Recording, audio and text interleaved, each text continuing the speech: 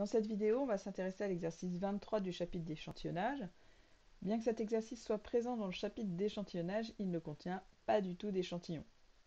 Mais c'est un exercice intéressant pour revoir la loi géométrique et il est présent dans le chapitre d'échantillonnage parce qu'on va se retrouver à manipuler un minimum de variables aléatoires.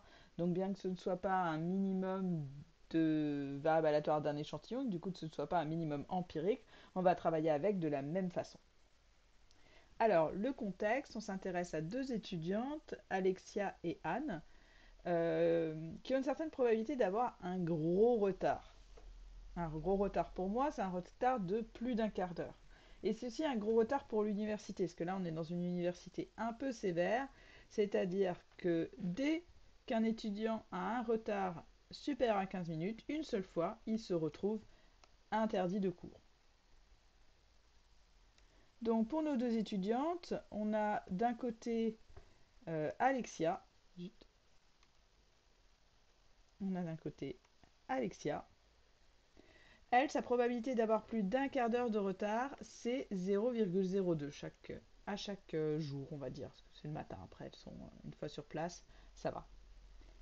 Et notre deuxième étudiante, Anne, elle, sa probabilité d'être en retard, c'est 0,01. Et on va définir pour chacune de ces étudiantes une variable aléatoire. Donc la variable aléatoire y pour Anne et la variable aléatoire x pour Alexia. Et ces variables aléatoires, qu'est-ce qu'elles vont représenter? Elles vont représenter le numéro du premier jour où l'étudiante va arriver avec plus d'un quart d'heure de retard. Voilà la situation dans laquelle on travaille. Pour commencer, la première chose qu'on va se demander pour voir un petit peu ce qui se passe, c'est on va essayer de donner les lois de ces deux variables aléatoires. Alors, je vous ai dit toujours, pour essayer de bien comprendre comment fonctionne une variable aléatoire, la première question à se poser, c'est quelles sont ces valeurs possibles. Alors ici, les valeurs possibles, elles sont données. Dans la question, on a dit qu'on va supposer que x et y sont égaux à n étoiles. Concrètement, ce n'est pas vraiment le cas parce que elles vont pas avoir une infinité de jours de cours, les deux étudiantes. Et du coup, c'est pas vraiment n étoiles. On pourrait regarder le nombre de jours de cours qu'elles vont avoir dans l'année ou dans leur vie, etc. Mais un peu comme dans d'autres exercices que l'on a vus, c'est une assez bonne approximation qui nous simplifie beaucoup le travail. Alors, prenons justement donner la loi, ce serait pour tout cas appartenant à n étoiles, on aimerait obtenir la probabilité que x égale k. Et bien sûr que y égale k. Mais si on comprend bien comment ça se passe pour l'une, on l'aura pour l'autre. Alors c'est peut-être pas forcément facile de donner tout de suite pour x égale k. On peut déjà essayer de se dire quelle est la probabilité que x égale 1. Que signifie x égale 1? X égale 1 signifie que le numéro du premier jour où Alexia arrive avec plus d'un quart d'heure de retard, c'est 1. Donc dès le premier jour, elle arrive avec plus d'un quart d'heure de retard. Quelle est la probabilité que ce jour précis, elle arrive avec plus d'un quart d'heure de retard? 0,02. Maintenant, réfléchissons à la probabilité que x égale 2. X égale 2 signifie donc que le numéro du premier jour où Alexia arrive avec plus d'un quart d'heure de retard, c'est 2. Donc le premier jour, elle n'a pas eu plus d'un quart d'heure de retard. Et le deuxième jour, elle a eu plus d'un quart d'heure de retard. Donc probabilité que le premier jour, elle n'ait pas plus d'un quart d'heure de retard, c'est 0,98. Et que le deuxième jour, elle ait eu plus d'un quart d'heure de retard. Et normalement, si vous avez bien compris cette situation, la probabilité que x égale 3, vous allez tout de suite la deviner. Si x égale 3, ça veut dire que les deux premiers jours, elle n'a pas eu plus d'un quart d'heure de retard. Donc 0,98 ne pas avoir plus d'un quart d'heure de retard deux fois au carré.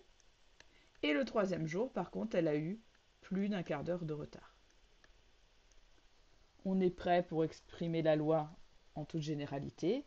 Donc pour tout k appartenant à n étoiles, la probabilité que x égale k, signifie que les k-1e premiers jours, elle n'a pas eu plus d'un quart d'heure de retard.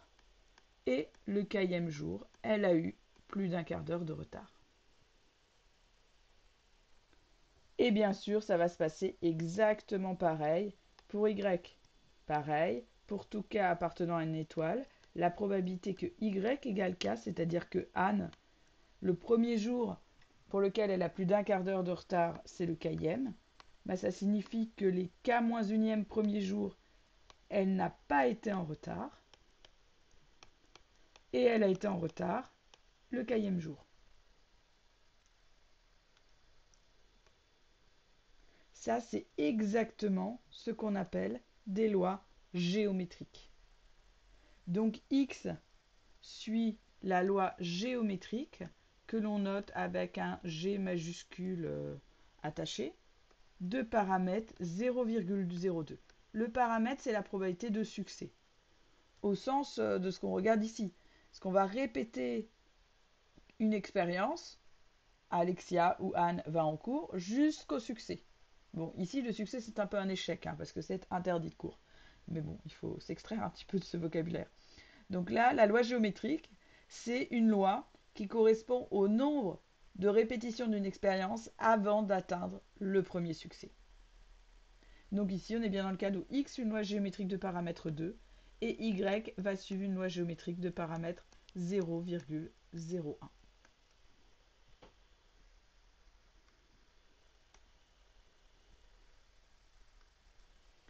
Continuons un peu l'exercice. Maintenant qu'on a ces lois de X et de Y, on va s'intéresser à une nouvelle variable aléatoire, Z. Alors, que vaut cette variable aléatoire Z? On va peut-être garder les lois quand même. Que vaut cette variable aléatoire Z? Ben, on s'intéresse à Alexia et Anne ensemble. Hein. Elles viennent tout le temps à la fac ensemble, donc pour elles aimeraient bien savoir, plutôt que s'intéresser aux variables aléatoires des premiers retards pour l'une ou pour l'autre, ben, s'intéresser à la variable aléatoire correspondant au numéro du jour du premier gros retard pour l'une ou l'autre. Et du coup, qu'elles pourront plus aller en cours ensemble vu qu'elles seront interdites de cours, ou au moins en tout cas l'une des deux sera interdite de cours. Du coup, c'est cette variable aléatoire Z que je vous introduis ici, donc qui correspond au numéro du jour du premier gros retard d'Alexia ou de Anne.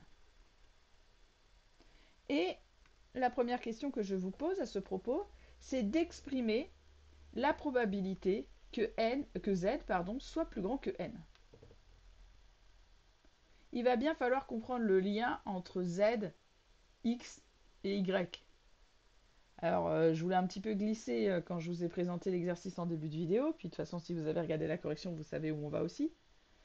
Z, en fait, ce n'est rien d'autre que le minimum entre X et Y. Parce que le numéro du premier jour, du premier gros retard d'Alexia ou de Anne, bah, si c'est à Alexia que ça arrive en premier, ce sera celui d'Alexia. Si c'est à Anne que ça arrive en premier, ce sera celui de Anne, ce qui correspond bien à la définition d'un minimum. Ce n'est pas ici un minimum empirique. Le minimum empirique, je vous rappelle, c'est quand on travaille spécialement dans le contexte d'un échantillon et du coup on fait le minimum entre des variables aléatoires qui suivent exactement la même loi, d'accord, indépendantes entre elles et tout. Ici, on n'est pas du tout dans ce cadre-là. Parce que nos variables aléatoires, x et y, dont on revoit les lois ici, n'ont pas les mêmes lois. D'accord?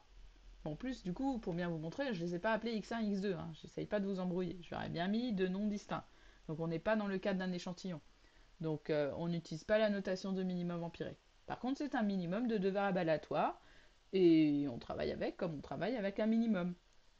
C'est-à-dire que maintenant, on va prendre notre entier n, strictement positif, et on nous demande de s'intéresser à la probabilité que z soit plus grand que n.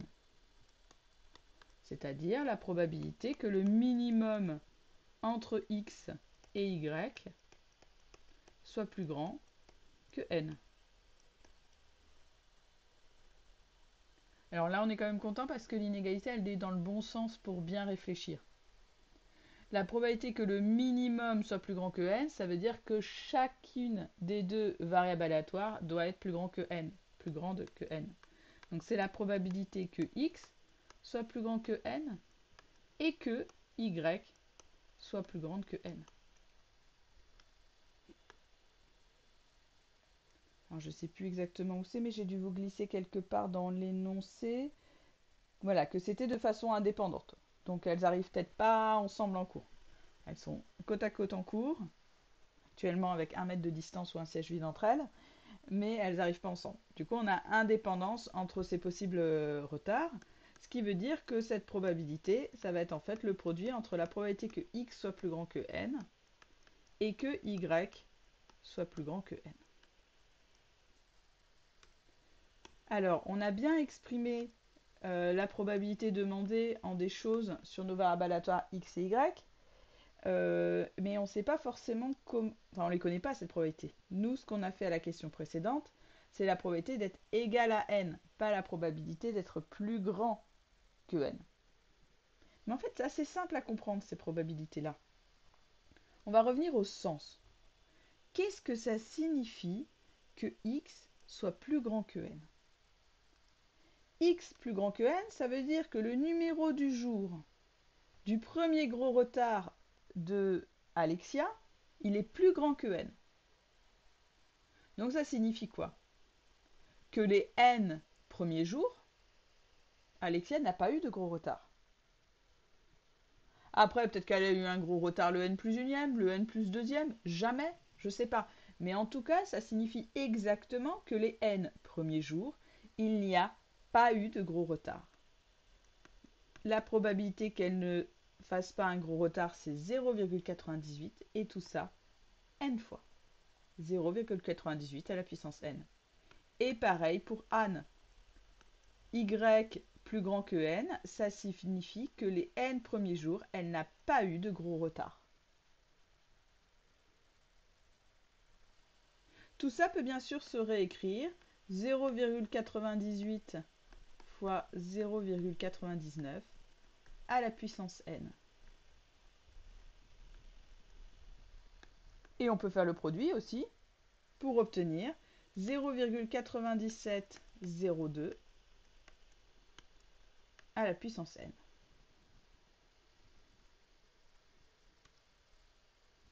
Et là, j'aimerais qu'on remarque un truc. Si x suit une loi géométrique de paramètre 0,98, la probabilité que x soit plus grand que n, c'est 0,98 à la puissance n. Si y suit une loi géométrique de paramètre 0,01, la probabilité que y soit plus grand que n, c'est 0,99 à la puissance n. Et notre z,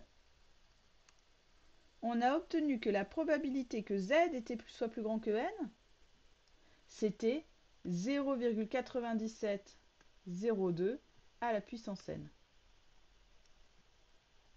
Du coup, qu'est-ce qu'on peut conclure? On peut conclure qu'en fait z suit une loi géométrique de paramètre 1 moins 0,9702.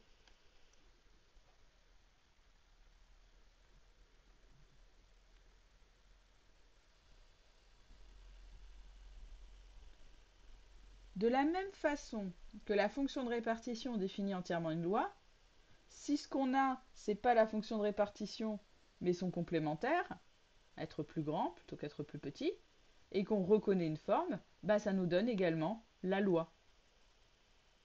Du coup, Z suit bien une loi géométrique de paramètres, le complémentaire de la probabilité de l'échec, avec le point de vue de la loi géométrique. Donc ça signifie que Z est à valeur dans une étoile, ça on s'en doutait un petit peu, avec les probabilités qu'on calcule de la même façon qu'on l'a introduit tout à l'heure. Au passage, ça nous simplifiera peut-être les notations après. On va peut-être écrire ce que ça vaut 1 moins 0,9702. Donc la probabilité de succès, c'est 0,0298. Ce qui est bien sûr supérieur aux deux probabilités de retard de chacune des étudiantes. Parce que la probabilité qu'il y en ait au moins une des deux qui soit en retard est forcément plus grande que la probabilité que chacune soit en retard. Donc c'est normal d'avoir trouvé quelque chose de supérieur à 0,02. Alors maintenant, qu'est-ce qu'on nous demande par la suite? Il nous reste une dernière question, la question numéro 3. Il faut que j'aille la chercher où je l'ai mise.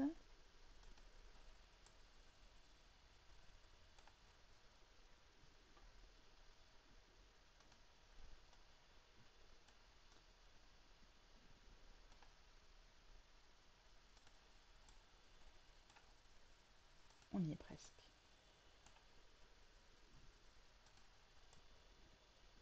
Voilà. Maintenant, on se fixe un peu les idées sur un semestre à l'université, hors situation une semaine sur deux, des semaines vertes, des semaines rouges. Dans ce cas-là, un semestre, en gros, comporte à peu près 40 jours de cours. Et du coup, on se demande, dans ce contexte-là, la probabilité qu'au moins une des deux étudiantes se retrouve exclue de l'université. Alors on va traduire tout ça, bien sûr, avec la variable aléatoire z que l'on a introduite à la question juste avant. Donc la probabilité qu'au moins une des deux étudiantes soit exclue à un moment, c'est que le premier jour du gros retard de l'une ou de l'autre arrive avant la fin du semestre. Donc il faut que ce gros retard soit plus petit que 40.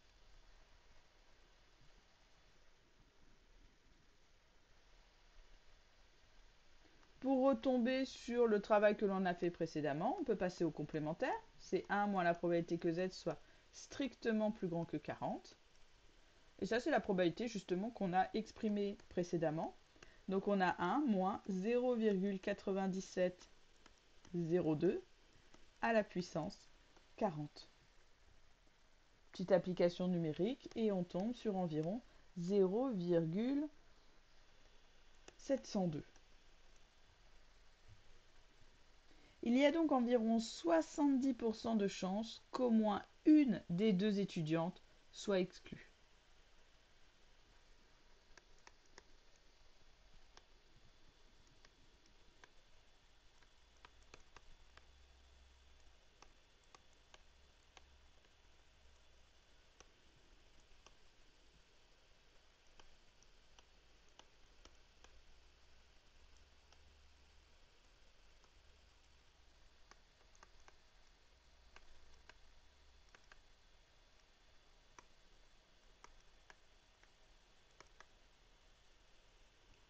J'ai mis une.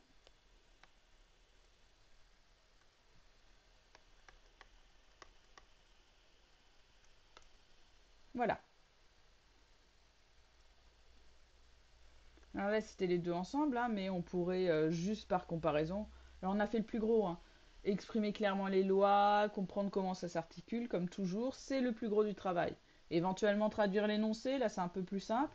Et à la fin, quand on vous pose 2-3 questions de proba, mais que vous avez tout préparé le terrain, bim bam boum, on applique nos formules, on fait l'application numérique et c'est plié. Donc c'est pas le plus dur qui nous reste. Alors ensuite, quelle est la probabilité pour chacune des étudiantes d'être exclue? Donc on aimerait en fait comparer ça à la probabilité que x, que Alexia soit exclue, donc que x soit inférieur ou égal à 40. Et la même chose pour Anne, on aimerait comparer à la probabilité que y soit inférieur ou égal à 40. On procède exactement de la même façon. On utilise le complémentaire. Et du coup, la probabilité que x soit inférieur ou égal à 40, c'est égal à la probabilité de 1 moins 0,98 à la puissance 40, qui fait à peu près 0,554. Et pareil pour Anne, la probabilité que Anne soit exclue, c'est égal à 1 moins 0,99 à la puissance 40, qui nous fait environ 0,331. Bien sûr, ces probabilités sont plus petites que la probabilité qu'une des deux soit exclue. C'est normal. D'accord? Voilà. Donc on a à peu près 55% de chances que Alexia soit exclue sur un semestre, 33% de chances que Anne soit exclue, et 70% de chances qu'au moins une des deux soit exclue.